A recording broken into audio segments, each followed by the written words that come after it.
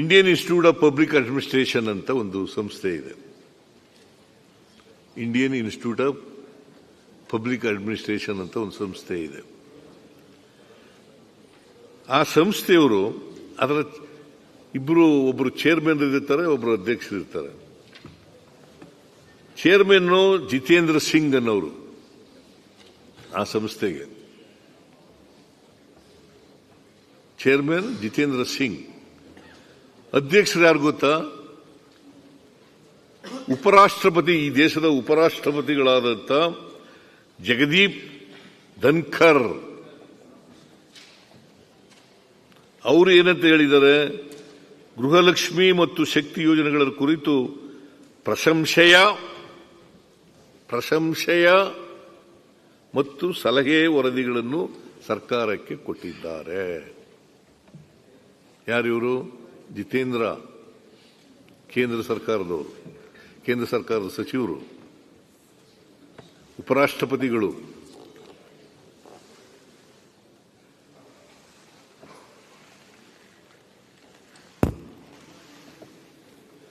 ಅವರು ಹೇಳಿರ್ತಕ್ಕಂಥದ್ದು ಈ ಎರಡೂ ವರದಿಗಳು, ಪ್ರಶಂಸೆ ಮತ್ತು ಸಲಹೆಯ ವರದಿಗಳು ಸರ್ಕಾರಕ್ಕೆ ಉಪಯುಕ್ತವಾಗಿದ್ದಾವೆ.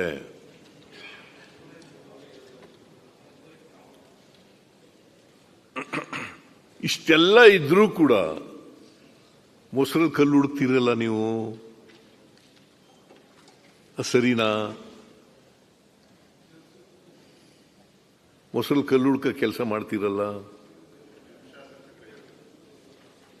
ನೀವು. ಕಲ್ಲು ಸಿಕ್ಕಲ್ಲ, ಅದು ಫುಟೈಲ್ ಎಕ್ಸರ್ಸೈಸ್, ಪೊಲಿಟಿಕಲಿ ಮೋಟಿವೇಟೆಡ್, ಅದು ಮಾಡ್ತೀವಿ.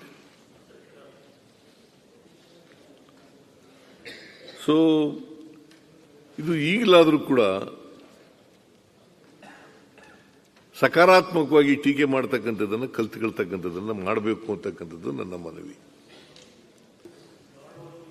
ಟೀಕೆ ಮಾಡಬೇಡಿ ಅಂತ ನಾನು ಹೇಳಲ್ಲ, ವಿರೋಧ ಮಾಡಬೇಡಿ ಅಂತ ಹೇಳಲ್ಲ.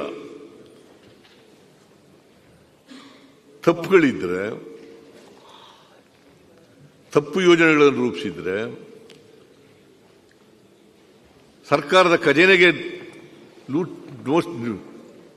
ತೊಂದರೆ ಆಗ್ತಾ ಇದ್ರೆ, ರಾಜ್ಯದ ಜನರಿಗೆ ತೊಂದರೆ ಆಗ್ತಿದ್ರೆ, ಅಂತ ವಿಚಾರಗಳನ್ನು ನಮ್ಮ ಸರ್ಕಾರ ಗಮನಕ್ಕೆ ತರ್ತಕ್ಕಂಥದ್ದು ವಿರೋಧ ಪಕ್ಷದವರ ಕರ್ತವ್ಯ.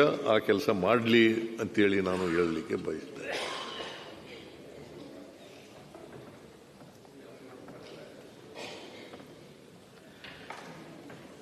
ನಾವು ಮಾನ್ಯ ಅಧ್ಯಕ್ಷರೇ, ಈ ಯೋಜನೆಗಳಿಗೆ, ಗ್ಯಾರಂಟಿ ಯೋಜನೆಗಳಿಗೆ, ಶಕ್ತಿ, ಗೃಹಲಕ್ಷ್ಮಿ, ಗೃಹ ಯೋಜನೆ, ಅನ್ನಭಾಗ್ಯ ಮತ್ತೆ ಯುವ ನಿಧಿ, ಈ ಕಾರ್ಯಕ್ರಮಗಳಿಗೆ ಫೆಬ್ರವರಿವರೆಗೆ 76,509 ಕೋಟಿ ರೂಪಾಯಿಗಳನ್ನು 76,509 ಕೋಟಿ ರೂಪಾಯಿಗಳನ್ನು ಮಾಡ್ತೀವಿ. ಸರ್ಕಾರ ದಿವಾಳಿಯಾಗಿದ್ರು ಮಾಡಕ್ಕಾಯ್ತಿತ್ತ?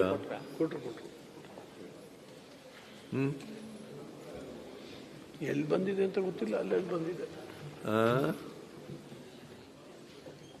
76,509 ಕೋಟಿ ಈ ಯೋಜನೆಗಳಿಗೆ ಖರ್ಚು ಮಾಡಿರ್ತಕ್ಕಂಥದ್ದು. ಫೆಬ್ರವರಿವರೆಗೆ ಬಿಡುಗಡೆ ಮಾಡಿರ್ತಕ್ಕಂಥದ್ದು. ಹೇಳಿದ್ರಿ ನೀವು ಪಾರ್ಲಿಮೆಂಟ್ ಚುನಾವಣೆಯಲ್ಲಿ, ಪಾರ್ಲಿಮೆಂಟ್ ಚುನಾವಣೆ ಆದಮೇಲೆ ನಿಲ್ಲಿಸ್ಬಿಡ್ತೀರ ಈ ಕಾರ್ಯಕ್ರಮಗಳನ್ನ, ಎಲ್ಲ ಯೋಜನೆಗಳನ್ನು ಕೂಡ ನಿಲ್ಲಿಸ್ಬಿಡ್ತೀರ.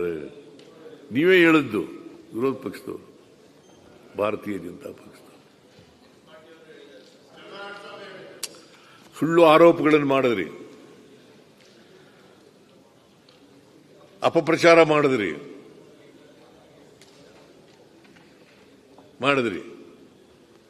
ಆದರೆ ಜನ ಒಪ್ಕೋಬೇಕಲ್ಲ. ಜನರಿಗೆ ಈ ಕಾರ್ಯಕ್ರಮಗಳ ಸತ್ಯಾಸತ್ಯತೆ ಏನು ಅನ್ನೋದು ಗೊತ್ತಾಗಿದೆ. ಯಾಕಂದ್ರೆ ದಿ ಬೆನಿಫಿಷರೀಸ್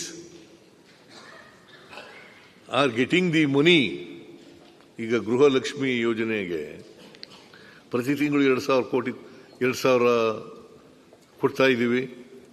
ಮನೆ ಯಜಮಾನಿಗೆ 2,000 ರೂಪಾಯಿ ಕೊಡ್ತಾ ಇದ್ದೀವಿ. ಜೂನ್ 11ನೇ ತಾರೀಕಿನಿಂದ 2023 ಶಕ್ತಿ ಯೋಜನೆಯಲ್ಲಿ ಜನ ತಿರುಗಾಡ್ತಾ ಇದ್ದಾರೆ.